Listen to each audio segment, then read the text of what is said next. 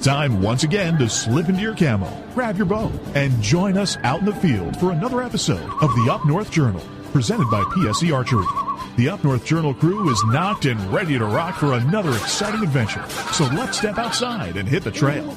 This episode of the Up North Journal podcast is brought to you by PSE Archery, Buck Baits, Better the Hunt, Rebel 6 Rubs and Seasonings, Easy Cut, Limb Walker Game Calls, Sunrise Archery, Total Peep, Hunter's Blend Coffee, Packer Max, Fourth Arrow Camera Arms, Scent Blocker, Scent Lock, Copper John, and Stanislawski Release Aids.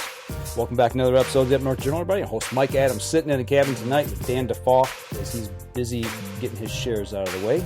And while he's doing that, let's take care of some quick business. One of the things that we like to promote here is Hunter's Blend Coffee. I got my cup tonight right here. And if you go over to huntersblendcoffee.com and use the promo code, which you can see right there, capital U, capital N, capital J, you'll save 10% on your order when you get over there. So make sure you go over and check them out and save some money. But that is not all. Hunting season is just around the corner. Danny and I have been shooting our bows this weekend and been thinking about buck baits. If you go over to buckbaits.com and use the Up North Journal promo code, you'll save 20% on your order. They've got all kinds of good stuff over there for deer hunting, from lures and baits and things you can put out to attract deer, other critters if you're into trapping, or maybe you drew an elk tag this year and you need some elk urine, or you got a bear tag, need some bear urine. So they got all that kind of stuff over there. They got some new yardage markers if you want to sit in a tree stand and mark at different spots out so you know your distance.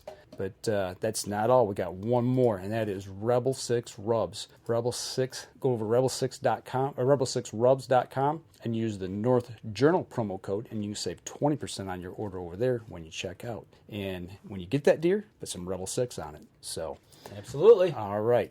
That's taking care of business, Dan. Absolutely. Let's rock and roll. Because you know what? Speaking of rock and roll, we know a rock and roll kind of chick. Do we? We do. She rock and roll podcasts. Oh, wait. You know what? We've lost her. What? She is off. We got to dial her back up here. Ow. I tell you what. Let me dive off here while you talk to the... All right. So for those on the podcast, we're going to take a quick little stop here as Danny makes a connection change so we can redial our guest. Okay. So, for those of you on the podcast, we've got Carrie back. Okay. We're live. Mike, your audio is a little muffled. My audio... Dan's is fine. Well, let me bring mine up just a touch there. I'm actually fine. Yeah, okay. There we go. Fixed my microphone. There's been gremlins in this place for the last 2 weeks, I swear. So, all right. Well, Carrie, it's good to have you on the show. Me. And now we're dropping out a little bit on your end. Are you still there with us? Oh, great. Technology. I can hear you fine. Can you hear me okay? Okay, yep. You were dropping out just a little bit there for a second. That's odd. Okay. All right. Okay. Oh, bizarre. Yeah, it's sounding real tinny, like you're like in a tin can. It's maybe the connection is not good. Maybe somebody hit a power pole outside your house or something. Right? But what would be the odds? The one time I actually really, really, really need my internet service. Right?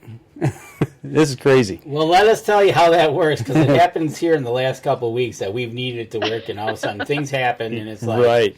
All of a sudden you find mysterious things pop up on your computer going, you're like, uh-oh. All right, so, back to the podcast. Let's rock and roll here. All Let's right, see what we can do. What I said was, before we brought you on, I don't know if you heard me, speaking of rock and roll chicks, that rock and roll podcast, let's go right to her. And then we went right to you, and there was nothing there. But we finally got you there. Now people can people can totally see what we're talking about. So how you doing, Carrie? Right. I am great. Thank you so much for having me on the show again. I love coming on Up North Journal. Obviously, you guys are my first and favorite podcast. Well, we appreciate it. We do. Yeah, we go back a ways, like probably all the way back to first year, I think. Way. So, man, that was a long time ago. 08? So we could not age 7. ourselves. That'd be great. What's that? We could not age ourselves. That'd be great. Well, right, yeah. There's no way you cannot age yourself when you're sitting next to the godfather of podcasting himself. Stop it. I'm True story. I'm going to hit him. Thank you. True story. Yep, exactly. And you totally know what I mean. So, you know what? I've been called worse. A lot worse. We're having you on the show not just because no reason, but you got a reason because you relaunched something. Yeah, let's talk about this new podcast. Well, this Relaunch podcast 2.0 of BowCast. I remember back when I started, that was the archery school style podcast to listen to. I mean, they started about the same time we did, and and now you have got it and you're bringing it back. Take us to the Wayback Machine, and because you worked with those guys, and bring us up to speed with kind of how things evolved there. Sure. I actually got my start in the outdoor industry, whatever you want to call it, way back in the beginnings when, I don't know, it wasn't even a thing to be, I don't know, you guys were like one of the very first outdoor podcasts that I ever listened to. And I still to this day remember listening to you. I'd get up Monday morning before work and I'd quick download all the Apple, I'd go to the Apple. Mm-hmm. It was iTunes. It was right? iTunes. Now it's like Apple Podcasts or something. Yeah. And I download all the Up North Journal episodes or the new one or whatever, get caught up. And then you guys talk so much about hunting and fishing, but not a ton about bow hunting. And I was interested in getting into bow hunting. And I remember reaching out to you and I was like, do you have any resources? Can you kind of nudge me in the right direction? Whatever, just as a listener, just as a follower. And then you were like, yeah, you got to check out this podcast called BowCast. They know what they're talking about when it comes to archery and bow hunting. And I was like, okay. I think I must have binged like 60 episodes that week. No joke. And my head was just like exploding. Right? Information. It was bananas. But so I was listening to them, and I went out and I bought a Parker bow and thought it was super cool and trying to learn and going through all the techniques and tactics that they talked about. And then I sent them a really snotty email because I went to their store and I wanted to buy a t-shirt. All they had were sweatshirts, and I think all they had was hoodies, actually. And I was just annoyed, and I was just kind of being bitchy. And I sent them this really snotty email about, like... You? Well... A snotty email? I know. I have no filter sometimes, even back then. And I was like, this sucks, blah, blah, blah. And Anil Roney, emailed me back, and he's like, so you're just getting into archery, huh? We should talk, because you're kind of a spitfire. I was like, oh, really? So then I just started blogging for them, just detailing my journey from a traditional rifle hunter into a bow hunter. And it was a struggle, and it was a lot of challenges. My husband at the time, he didn't hunt at all. Mm-hmm. So it was just me really learning only from internet resources. And back then we didn't have the internet like it is today. Right. God. Right. If we had back then what we had today, I probably would be shooting worlds by now because, my God, the amount of information that's out there now it's overload. Crazy. Yeah. It is. And even back then, like you said, BowCast was kind of overload. And, I started as a kid shooting archery, and I started hunting when I was 12 with a bow, but I didn't know anything, and we started the podcast and started our journey, and it was the same thing as you. That's the reason I listened to them, was to get better at shooting a bow. Yeah, it was, and they were so technical. They weren't just sitting around swapping stories and stuff or bragging or anything. They were going through their hunts and their practices step by step and sharing what they did wrong, what they did right, things they could improve on, things or the steps that they did for paper tuning or whatever the case may be, or why they chose this particular rest rather than this rest. I mean, you could sit there with a notebook and jot down notes for an hour listening to them and still have to go back and listen to it a second time just to absorb all the information that they were throwing out into the world. It was wonderful. Isn't that amazing what podcasting, let alone the internet, has done in that case? Before, it was like, wow, I really need to know something, so I got to go to my local pro shop, talk to this. And I remember this because I was way back. It was like, he was an older gentleman, and he was the guy you'd talk to learn everything. And, and it's like, you maybe talk, I think there was maybe 5 people in the store that that was your knowledge base. Right. Right? And so, but now look at it. Now look at it at your fingertips. Or dad or whoever, yeah. Right, exactly. Look at it now. You go in and do a search and type it in, and man, it's thousands. Absolutely. Thousands, yes. Well, you brought up a good point. You say you could sit and write. I remember writing notes on things like practicing or, paper tuning, just different techniques and things, because I was so hungry for archery information. And if you weren't one of the guys in the shop. I mean, as far as like the guys, yeah, you know, in that inner circle, the cool guys, yeah. You bought your bow. You know, if you're lucky enough to buy one at a pro shop, and they'd set it up for you, and away you went. You know, and you come back when you need more arrows. Yeah, and that's kind of the way we all started. So right, exactly, and that's you know, I don't know about you, Carrie, but over there, you know, over here, archery shops aren't on every corner like a big box store. They are here. I have like 4 of them within 10 miles of me. That's awesome. We're pretty lucky that way, and they're great shops. Really that's good. Great shops. That's a good thing. Yeah. And you know, too, I know everybody. It's so funny because we've all been podcasting for well over a decade now, and if I had a nickel for any time anybody said, well, why don't you do video? Why don't you have a vidcast? Blah, blah, blah, blah. You know what, though? I remember back in the day when I was listening with my little iPod and my earphones and listening to Anil and Anthony go through the steps, and I was out there in the backyard doing the steps with them. You can't do that if I'm trying to watch a YouTube video. Right. It was really like they were there right next to me telling me what I needed to do. And I personally felt that I absorbed the information much better, and just the takeaways were greater for me in that aspect, rather than watching a video and then trying to go out there and try to remember what exactly they said 17 minutes ago. Right. You know, it was a little more real time. I love podcasts. You know, that's a great point I never really thought about, but it makes complete sense. Oh, I went running the other night, and I loaded up my iPhone with your episodes of BowCast, and I'm running and I'm listening to it, and there's so many things that came flooding back, and it's like you guys, it's like, you know, you and your guests and me were sitting around a campfire talking. I'm like, yeah, that's right, I remember that, you know, or I remember, you know, when we used to do that. There's something different about the podcast versus this form that we're in right now with a vidcast, for those that are watching versus listening on the podcast. So that makes sense. Sure. And I really think that the vidcast is just an evolve of podcasting, you know. Yeah. And but it's like Mike said, loaded up, went running. Other people, when we have certain things that we have visuals, we tell them, well, you missed it on the podcast. Go back and watch it. Yeah. So, you know, there are pros and cons to each. Absolutely. Visually, YouTube videos and such can be very distracting, where you might miss some of the verbiage, you know, being spoken. When I listen to a podcast, I listen like that's my 100% focus is on the words, and it kind of makes me focus. Where sometimes I'm watching some of the videos and sort of listening, but then I'm paying attention more to what's going on visually. But there are some people who just listening to something would get bored, then they'd end up, you know, doing other stuff, where YouTube videos or the visual aspect is really what they need to learn. So there's pros and cons to each, I think. Absolutely. Well, I tell you what, we're coming up on our first break here. When we come back, I got a question I want to ask you. I'm not going to give it away just yet and get your opinion on something. Okay. So we're going to step outside. We'll be right back after this. PSE Archery has reinvented the way you buy bows. From now on, you can make the most educated decision possible by basing your bow choice specifically on your shooting needs and goals. All you need to do is ask yourself, what kind of shooter am I? What do I want to achieve? PSE will help find the right category for you. So, what kind of shooter are you?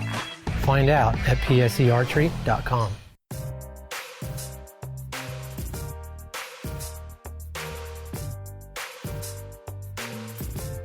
Welcome back, second segment of the show. Talking with Carrie Z of BowCast and Hunt Fish Travel Podcast. So, yeah, you know, you mentioned that all the years between us we've got into podcasting. It's a few with all the different episodes, but just specifically about back when you guys, when you were with BowCast the first time, you think back at that time, and we've been talking about how I think they were really before their time. As much information as they were giving out, and the craving of people in the archery industry. If you look back, how many people do you really think that have excelled at archery now because of what you guys were doing back then? I mean, is it a number you can even think about? I have no idea, because it was the first archery and bow hunting, like strictly archery and bow hunting podcast. There wasn't anything else out there like that, but I couldn't tell you. We had hundreds and hundreds and hundreds of people active in the forums on a daily basis. So, I mean, I couldn't even put a number on it. And I know the downloads were in today's standard, freaking phenomenal back then. But But again, there wasn't a saturated market. The content was amazing. You know, it was super educational. And I don't know. I know a lot of the people in the forums, because they were one of the few web forums. I mean, there's other forums still to this day, but even back then it was just a dumpster fire of archery in there. And the BowCast forums were very strictly moderated. And literally, you'd go in there and there'd be hundreds of comments from the day from different people, not just like the same 8 people, just tons of people active in there. So I can't even give you an honest number, thousands probably. Yeah, those guys whose lives they touched. Absolutely, you know, and I think it made a huge impact in the archery industry, and I don't think we'll ever really know just how big it was. I mean, we can guess, but I mean, for me, it taught me at the time how to become a better archer. It got me out of my comfort zone. You know, I remember the first time I stepped out to 60 yards and let an arrow fly. I'm like, oh, I just hope I hit the bail, you know. And man, when you start to stick arrows at 60 yards, you feel 10 feet tall and bulletproof, and then it makes that shorter shot. And we've talked about this on the show. It makes those 20 and 30 yard shots so much of a chip shot at that point. And you know, and now we're stepping out even further. It's incredible what they did for us. But you know, go ahead.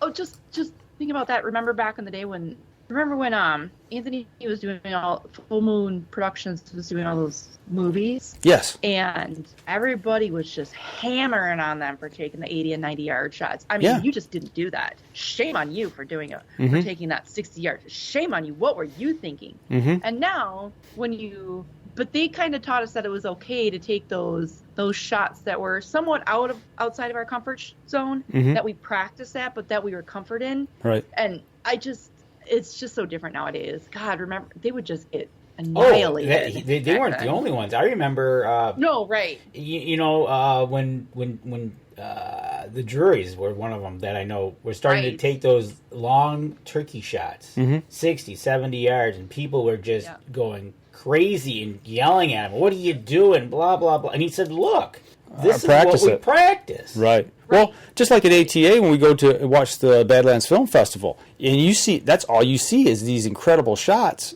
and everybody in the whole place stands up and just roars when they smoke the animal. You know, it's because it's a different world now. You're right.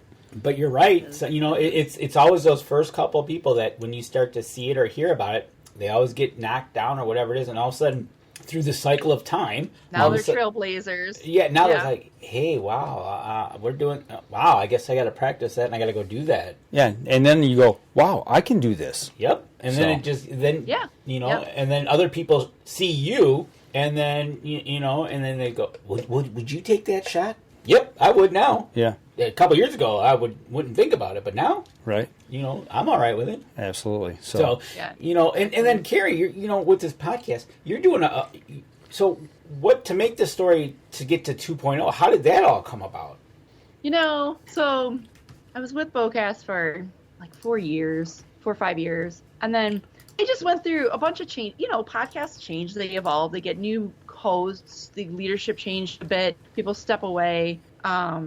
And I kind of just fell off the radar and just started doing my own thing. And I wasn't really a part of the podcast. I was a blogger. I was not really a part of the podcast at the time. But so when I peeled off and started doing my own thing, I'm like sitting around like, what should I do? Well, I guess maybe I'll start a podcast. So I started the Hunt, Fish, Travel podcast. But as time went by, there would be periods where BowCast would sit idle. And I would message them. I must have messaged them at least 3 times offering to purchase BowCast. Each time I was turned down. The last time I messaged Tim Endsley about 1.5 years ago. It was at least 1.5 years ago. And I was like, man, you're not doing anything with it. Come on, people. Right. Give it give me a number. What do you want me to purchase? Price, whatever.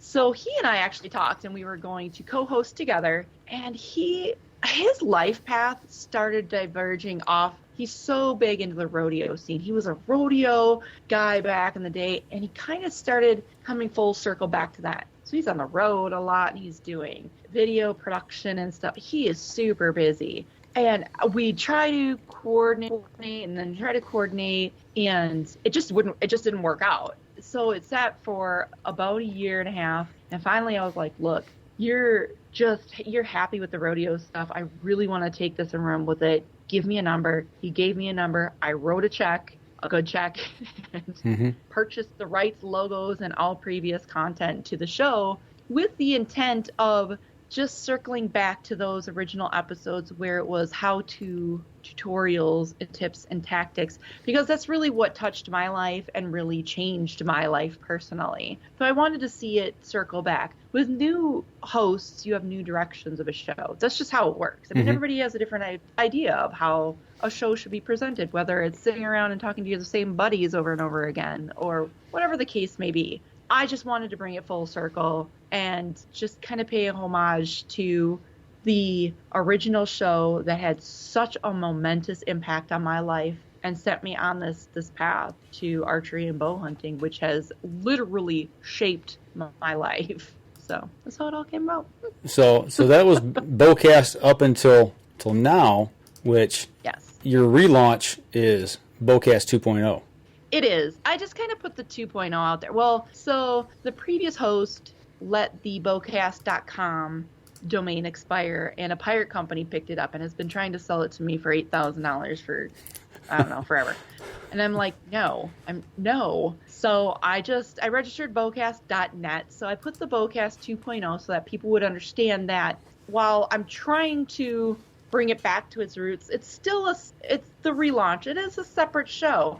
I don't want to take anything away from Anil and Anthony and the project that they did and the project they put together, because what they did is just completely special and separate on their own. And I'm just kind of bringing back to the fundamental and the philosophies that they were preaching as far as archery. So the 2.0 is just kind of here's BowCast 2.0 relaunch. It's kind of the same show, kind of not, because it's got a different host, but still the same tenets, if that makes sense. Oh, absolutely. It makes sense. Okay. Yeah, and really, like you said, things have come so far from when it started. Back then it was just this plethora of knowledge. But the technical side of archery, at least for me, I mean, I'm learning a lot more of it now. But it's advanced so much. It's changed so much. And it's like, wow. There's so much more to learn. So I think you got it at a great time to take it and run with it and bring that same flair and flavor back to the archery world to share and get those people on and talk about this stuff. I think it's awesome. It's a lot. It's been really cool. The reception that I've received from people who are like, oh, BowCast, oh man, I used to listen to that, or oh man, I used to be on those forums. It's good to see that it's getting relaunched or revitalized or whatever. But then there's those people who are like, I searched for it, and I swear I've heard of it, but I can't find it anywhere. And I'm like, that's because we're relaunching. It's at idle for a while, and now we're just so the reception's been amazing, which makes me happy because that's I don't know. It is, and it's kind of, I don't know. I would just want to do it justice. I don't want to step on any toes of those who came before me, who set this, train in motion. I don't want to step on anybody's toes. I don't want to say, oh, well, I'm going to take it and I'm going to do better, because that's not the goal and that's not the point of this. The point of this is, like you said, archery tactics and gear has changed incredibly in the last 10 years. While some of it hasn't. So let's revisit some of those episodes and some of those show topics that we all sometimes need a refresher on. Yeah, it's funny you said that about archery gear and whatnot, because you'll get the people that some, they got to have the latest and greatest every year, so they'll buy something different every year. Or you get the opposite, which, hey, I used this back in 1999, and I'm still using it today, and I'm going to continue to use it. That's fine. That's fine, because it still shoots and still kills deer or whatever, or paper or whatever you're shooting at. Right, exactly. Totally, I know. And the original show also was very Western hunting heavy, and it was very compound bow heavy. And, I mean, I'm a compound bow shooter, and it doesn't really ever occur to me to touch on traditional archery topics. I've had 5 or 6 people just in the last couple of weeks since we relaunched message me and ask if there's going to be anything for the traditional hunters out there or the traditional shooters. And I got to thinking about that, and I'm like, you know what? Of course there is. So there's a lot of really great people. There's a ton of traditional shooters. I just did an episode last week. I did the interview with Justin Ma, he does traditional Chinese, Mongolian shooting styles. Oh my God, it was like the coolest episode, just because everybody sees those, horseback riding Mongolian bows and stuff, and he explains the difference, and the difference between the compound and the tradition. I mean, it was just a really cool episode that I probably wouldn't have sought out that information, because it's not that I don't care. It's just that I'm not interested in that style. Mm-hmm. But there are a lot of traditional shooters who are. And it made me really happy that I got so many messages within a week of relaunching with people who were requesting content. And not just traditional. I got a ton. I have a laundry list of episodes I need to record, apparently. But that makes me happy, because it means that people are invested, they're interested, and they're paying attention. Well, I think, at least here, like you said, from the West here to the Midwest, we run into people all the time. You like, we'll have our PSE shirt on, and we'll be at the gym or something, and somebody will walk up to you and go, "Hey, I noticed you wear a lot of hunting stuff in here. Hunting, tees. You shoot a bow?" Yeah. Well, next thing you know, we're standing there for 2 hours. I haven't lifted any weights, and we're talking about a hunt. We're swapping, looking at pictures, swiping through our phones and everything. It's but yeah, there's a hunger out there for people that might be, like you said, afraid to ask. But if they see somebody with hunting garb on, they'd ask somebody like that. But on the internet, I still think sometimes people are like afraid to ask that question. Do you run into that? Yeah. You think there's more people out there, especially with female shooters? Okay. Well, I tell you what. Yeah, especially with female shooters and female. Go ahead. I tell you, let's take a break. Let's come back. Save that thought, and let's pick up on that when we come back from a break. So we'll step outside. We'll be right back after this. PSE Archery has always dominated the speed category. Now, the most revolutionary cam system ever to hit the market has perfected the shooting experience. Introducing PSE's Evolve Cam System, featuring extremely high let-off capabilities and the smoothest draw cycle in history. No other cam system has ever delivered this level of total comfort and total control. Experience PSE. Experience performance.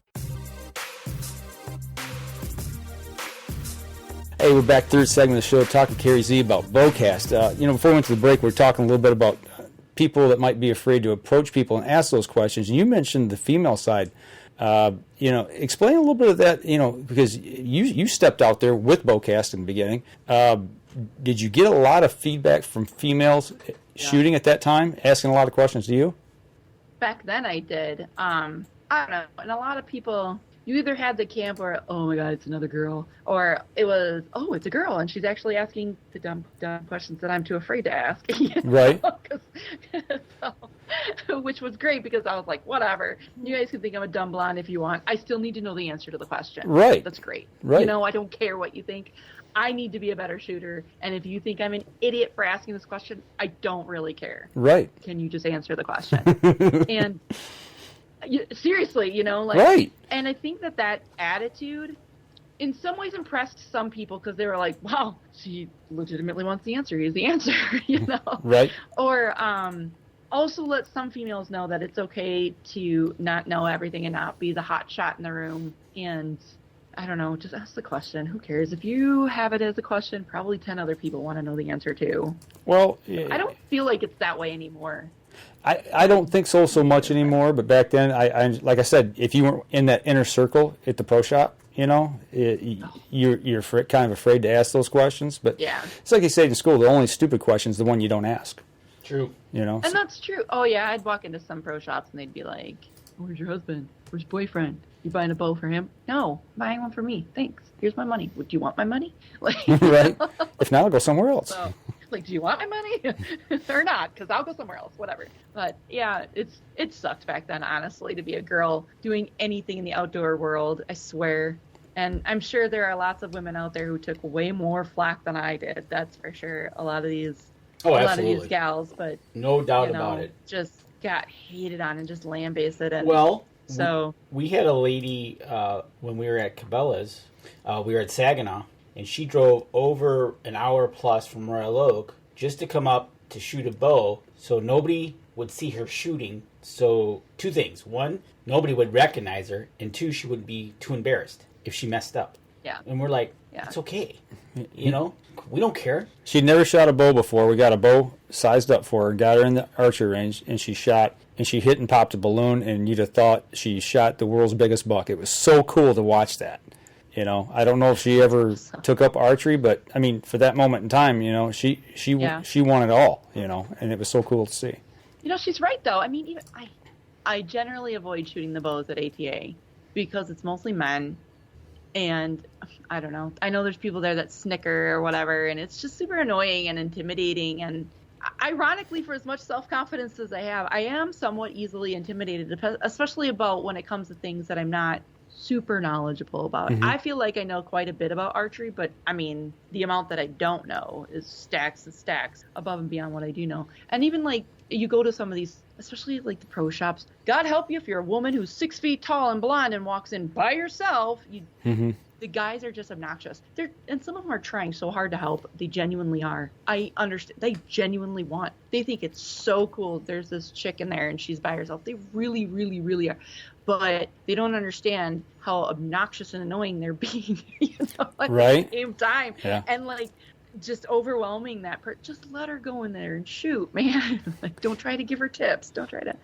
Like I said, I appreciate that. I really do. But it is hard sometimes when it's kind of an anomaly as a female to walk into a pro shop, especially by yourself, or especially if you're a little older and you haven't been doing it all year and you're not this 22-year-old pretty little girl who walks in who weighs 110 pounds. You know, you're self-conscious to begin with, and then add in that you're shooting bows in front of these guys who you know are watching you. You can pretend they're not all you want.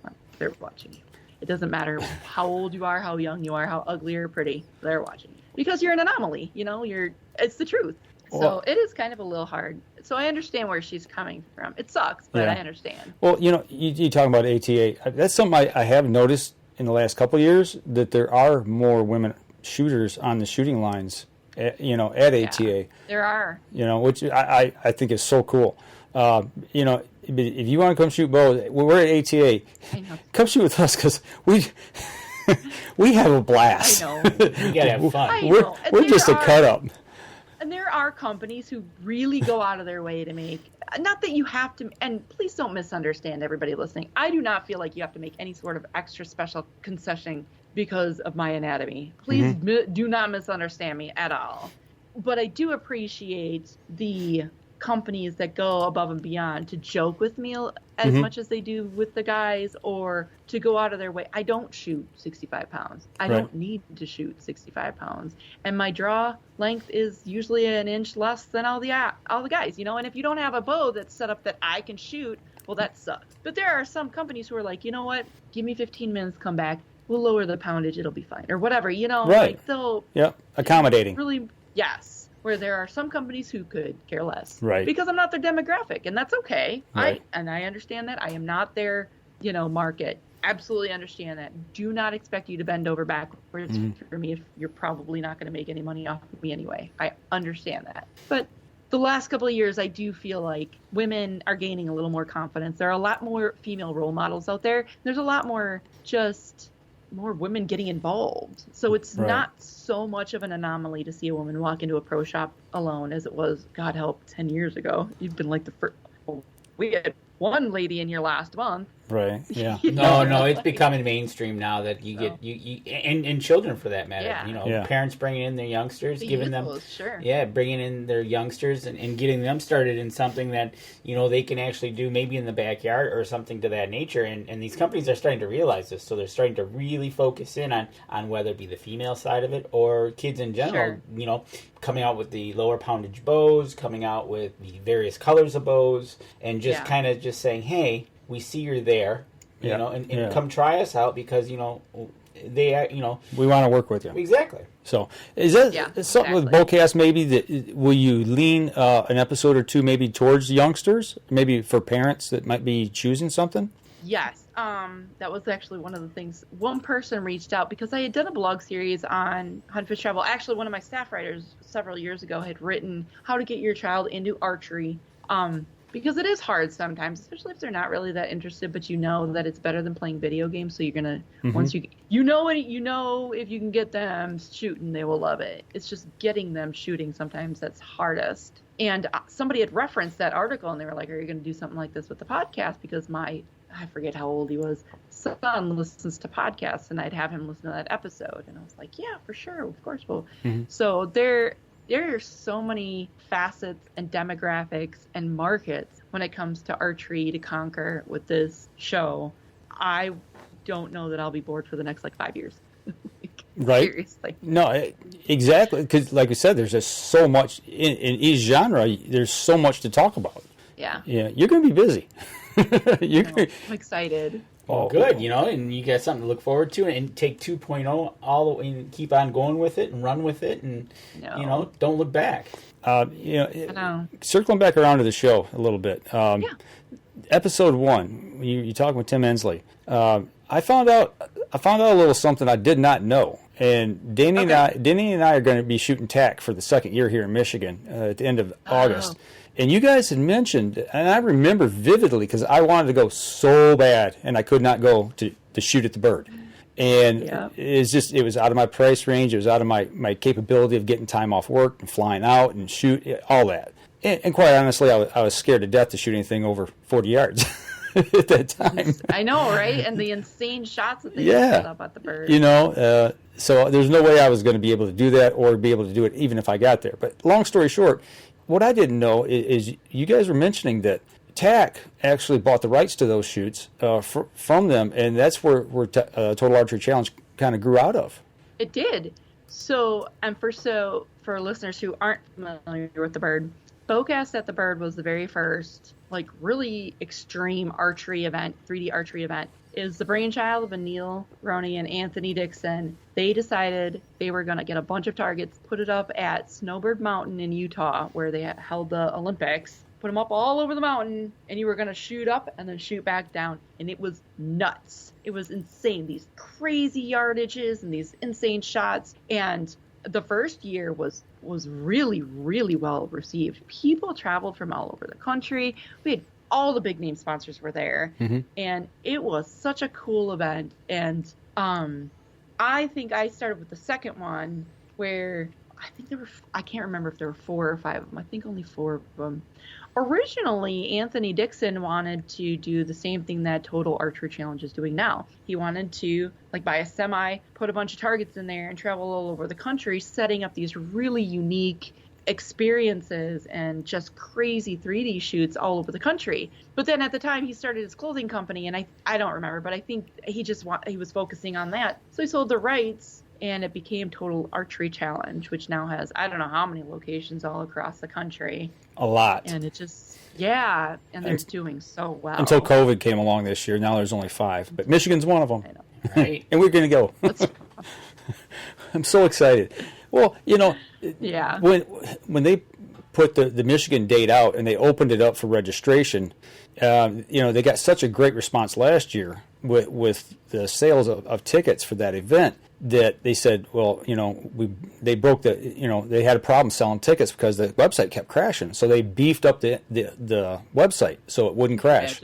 Michigan killed it. First day they crashed the website again, and they sold out. So Danny and I are like, we can't go now. We had no way of going, and I was really bummed about it. Yeah. So then COVID hit, and they canceled them all, and then they opened up 5. Well, Michigan being sold out, obviously they're coming to Michigan. So they moved the date back, and I said, there's people that's not going to be able to make it. And I said, I want on that registration list. So we got on, and the first day that they popped, I bought us tickets for it. So that's how we got back in to go this year. Amazing. That's so fun. It is. It's That's a ride. Cool. Yeah, TAC was originally the BowCast at the Bird. That's cool. I didn't know that until I was listening to your episode, and I'm like, wow, that is so cool. A couple of comments rolling in. Kristen Durbin Monroe says, hey, Carrie Z, glad to hear about the relaunch. Yay.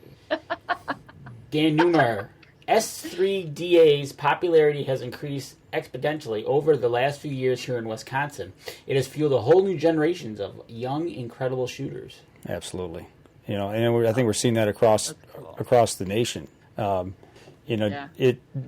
explosion with Total Archery Challenge and all the other shoots that are out there as well. It's getting to the point where you have to register for these events right away, or you don't get into them. Yeah, you just don't do them. So. Exactly. Sure, I know. And you guys have got the BowFest event. Is that up in Fond du Lac or up that way? No, that's all the way as far north as you can get. I mean, literally as you can get. It's like 7 hours for me or something ridiculous. It's, yeah, I think it's a 2 or 3 day event. They have music. They have all these great musicians that play, and it's similar to what Total Archery Challenge is doing. Only they're combining like a music festival as well. Gotcha. So we were gonna go this year and couldn't make it up there. It was in July, and then with all COVID and everything's all up in the air. But next year I'm definitely going. Yeah, it's one of those 3-day events that you go shoot during the day and go listen to a great concert at night. And hope you can get up the next day to shoot. Right. Yeah. And not roll down the hill. Well, not only from being sore, but then from, yeah, exactly. Yeah, yeah. Totally get that. Right. Well, with Danny, yeah, we kind of talked about it a little bit, and then, the COVID stuff hit, and then, TAC got canceled. Then we got, we actually considered before, when they originally sold out, we're like, well, do you want to go to PA or do you want to go to Tennessee to shoot? I mean, we were that serious about it. We were going to travel, so. That's cool. But then they canceled all of them. So, but it worked out. So yeah, I'm looking forward to it. It's going to be a good time. Speaking of that, we've talked about your podcast, but you haven't told anybody where to go find it. How about telling where to go find it? Sure. You can find it at bowcast.net, facebook.com/bowcast. You can find it on iTunes, Stitcher Radio. There is, just because of how Tim Endsley acquired the show and everything, you may come across FMP BowCast. That is not the same.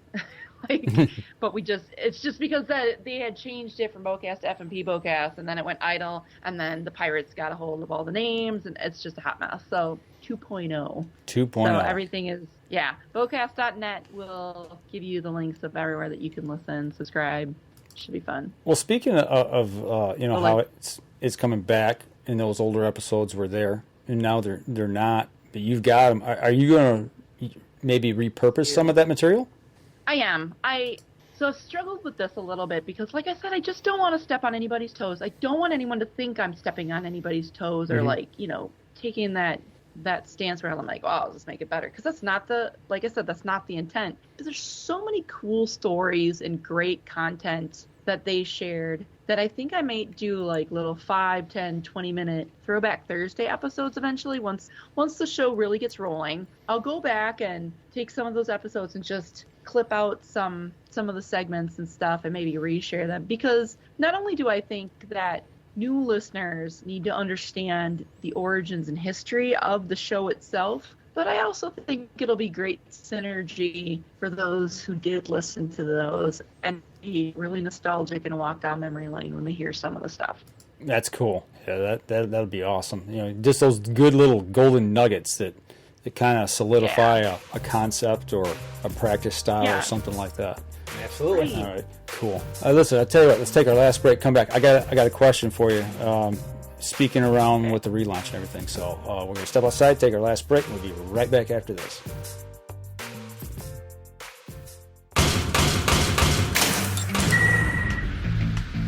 Acceleration is part of PSE's DNA. PSE pioneered the speed movement. Now they've developed the vapor category to help you find the most powerful bows on the market to fit you. High speed equates to intense power and building the momentum you need to be successful. Are you a vapor shooter? Find out at psearchery.com.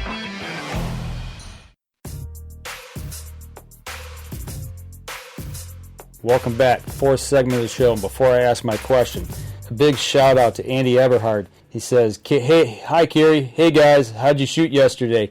We actually saw Andy at the range yesterday. He come up and says, "Hey Mike," and I knew the name, but I'd never put the name and face together. And he walked up, and we had a good chat. But I said, man, listen tomorrow night. We're going to have Carrie on. And he remembered the old BowCast episode, so it's pretty cool. So big shout out to you. That's really cool. Andy, we hit foam. We had a good day. I didn't lose any arrows. Actually, I was very pleased with the way I shot. We didn't lose or bust an arrow. I want to give just a quick shout out to PSE. The bow, the NXT 31 I got, that is the best shooting bow out of the box I've ever had. Period. Bar none. It was easy to tune. and it's just, I can't say enough good things about it. I've never had a bow shoot that good out of the box. So they were pretty nice. Yeah. So all right. So the question I was going to ask, the relaunch, and you and I and Danny, we talked about this before the show about how it used to be in the forums and the amount of knowledge that people would give in those forums, and it didn't matter if you were, a Ted Nugent style celebrity, or if you were, just one of us guys who pick up a bow and shot. They treated everybody the same in the forums. Is that something that you're thinking about bringing back, or are you not to that point yet? I haven't. I'm a one-woman show, and I have a full-time job and 3 other shows to host. So I already moderate 2 forums and a writing contest. I don't really see that right now. If anyone's listening and would like to help me moderate something like that, then we can discuss it. But it's a lot of work to keep up on something like that. It's a lot of work. So I have thought about it, but for right now, the answer is not at this time. Like I said, just because I'm a team of 1, and there are only so many hours in the day. Okay, so. Well, without giving too much away, because we want people to go listen, there's 4 episodes out. What have you got on the first 4? What are we listening to? I already know the answer, but for those that are listening and watching. They're so fun. Well, the first one is basically a recap of what we just talked about, why the relaunch. The second one, Dave Cousins come on, and oh my gosh, when we recorded it was like right during the lockdown, during the pandemic, and nobody could go anywhere. So we were just talking about how to stay sharp just in your backyard, even at 10 yards or 5 yards or whatever.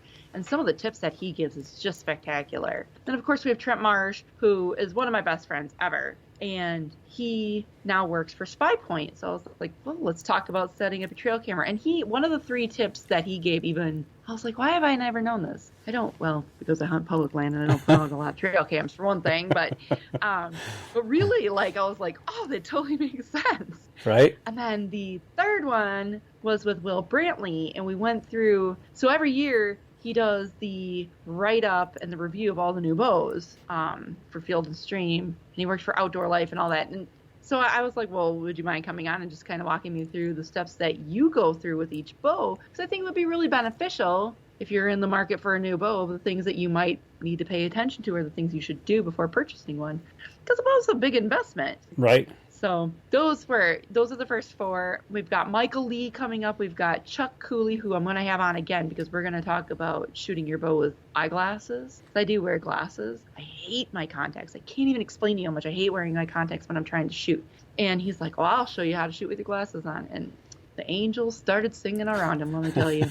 Then we've got Danny Hinton, who is the one who helps Will Brantley do all the reviewing. And that episode there, the man is just like a waterfall of archery information. It's going to be tough even editing that because there's so much little tidbits that I want to make sure are highlighted. And then, like I said, we've got Justin Mao about the Chinese archery, and we've got quite a few people that I am looking to schedule just different products. I don't know, just what are different rests? How do you figure out your draw length? Archery tech. I'm going to have Easton on again. I mean, just all these really great, informative, and educational episodes that personally, I need a refresher on. I ain't even gonna lie, because it's been 10 years since I've heard anything about these. And yes, I could Google it, but sometimes it's just better being able to ask questions. And like we said, because gear and equipment changes over the years, right? Might be, Oh yeah, and I'm gonna have Danny Hinton on again. We're gonna talk about walkback tuning. I don't even know what that is, but I'm really excited about it because he's like, it's gonna blow your mind, and I'm like, okay.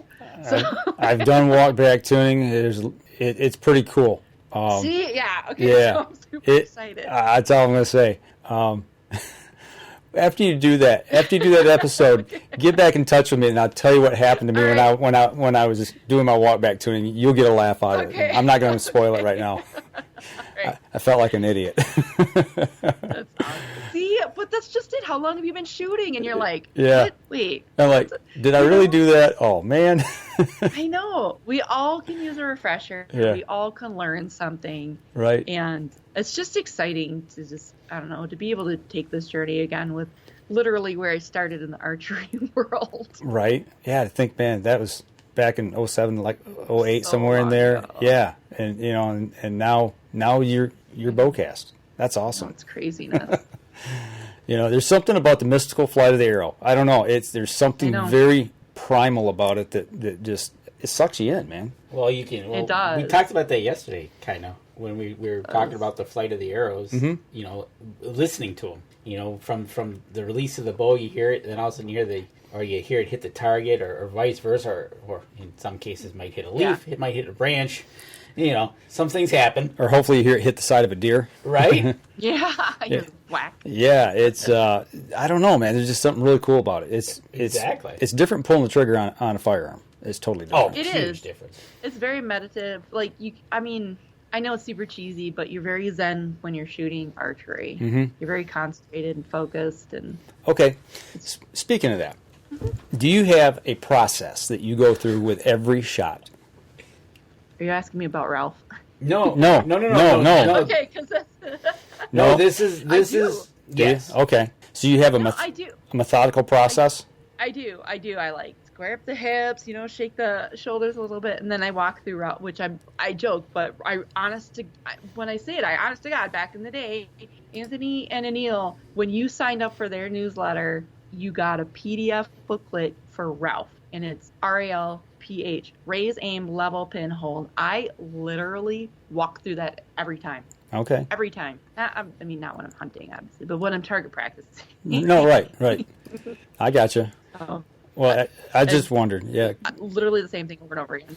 Because I've got this very methodical process, and it has to go exactly in order for me to be able to, especially when I'm shooting target archery. And if I'm struggling, Danny will say, he's like, just shoot the bow. Stop thinking and just shoot the blank and bow. Literally. He remembers the night, too. I mean, I'm back there, and I'm wrenching on the bow, and I'm messing with the sights, and I had everything. I was just a hot mess. Literally, he was between every arrow, and there's only 3 arrows in an end. Between every arrow, he was messing himself up and then getting worse when he'd walk back. And it's funny because my brother is the same way at bowling. And I was like, oh my gosh, I'm living in repeat land here. And I looked at him and I said, just shoot the blanking bow. Hilarious. But you gotta have a process. Funny. You do, absolutely. So you do. It keeps you focused. It does. And then when you don't focus, you do something stupid like forget to put your flipper rest up when you shoot, and that happened during a spot shoot on me. Yeah. Because somebody said something in the middle, and because we were standing in the wrong order, okay, on the line to shoot. There's 4 of us, and we're shooting at a 80 centimeter face target at 60 meters, and it's like we're all shooting at the same target. It doesn't matter. Well, if this was an officially sanctioned tournament, it has to be this way. So we switched. Well, I forgot to flip my rest up because I'd already knocked the arrow, had my release on, but I didn't flip it. Well, what did I do? I made the move, turn around, rip back, and all of a sudden burned one into the ground at about 35 yards. Oh, no. And I'm like, the process. The process. Yep. So. Process works. Stick with the process. Right? Andy says, talking about his son about that, he said drawing back and having the confidence that he's going to hit what he's aiming at, even if it's a long range, is what he likes about archery. Absolutely. That's perfectly put. It is. Perfectly. If it's paper, you got to have the confidence to rip that shot, and if you don't, then step up to where you have that confidence and start working your way backwards. That's what it's all about, and then just keep edging out of that comfort zone just a little bit every time, and move that effective range back. Yep, exactly, and then it becomes fun, like we did yesterday. It was fun. It was a blast. We had fun. It was so much fun to get back out on a tournament, or not a tournament, but on a course. On a 3D course. 3D course, so. And my brother says, keeping your thumb off the trigger. Yeah, True story. We watched somebody punch themselves in the nose yesterday. It was a great Mike Tyson right-hand cross. The first time I shot my Stanislavski release, the first time I really started shooting a thumb release. And I was here at home, in the first 10 shots, I almost knocked myself out. I mean, I saw stars. We've all done it. Oh, my God. Did it one time. We have all done it. So, you know what? We got a few minutes left. How's your deer hunting outlook for this fall looking? Pretty good. I think I have 2 spots that I've been kind of scouting this summer. 2 spots picked out. It's always hard. It's such a crapshoot on public land. Right. And I just bought a house over the winter, so now I'm someplace permanent, so I can find spots that I can concentrate on a little more. You know, you figure out the drive distance, etc. Well, you don't want to find this great spot and spend all this time and hours scouting and then be like, oh, well, now I just moved permanently and now it's an hour and a half away, so now I got to start over. Right. So I found some really good spots, I think. Wisconsin's always great for deer hunting, and bow hunting is a breeze because there's never anybody out there, especially during the week if you can go right after work or whatever. Really? But yeah. I hardly ever run into anybody ever. Even on the weekends, half the time I run into more people on horseback than I do bow hunters. Wow.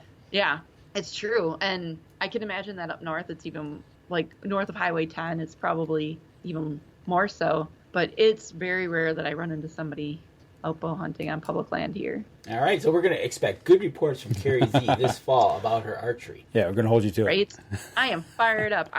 Got my roots down, got my focus back, got my podcast relaunched, That's awesome. There you go. ready to go. Well, I'm telling you what, Fall. guys and gals who are listening and watching, both on the podcast and live stream, if you're thinking about getting into archery, this is a must-have listen. Yeah. On your iPhone or however you listen to podcasts. You've got to check it out. And when she starts releasing some of the old nuggets from those past shows, I'm telling you, there's stuff there that's just gold. So you make sure and get that on your list. Right, exactly. And Linda and Ed Thornhill. I used to shoot 80 yards with a recurve before compounds came along. That was hard. That's a poke. And it tells you how old I am. It is. Wow. It almost goes along those lines of the Denny Steiner stories. Yeah, that's a story. If you him and Paul Penix together, good stories. Well, it goes right back to what you were talking about, taking those long shots and how those guys got beat up for it in the beginning. Oh, just annihilated, yeah. You know, this was about, 5 years ago we heard this story? Yeah. And he was telling the story of, at the time, I was like, okay, I've started shooting longer distance at this time, so I understood it.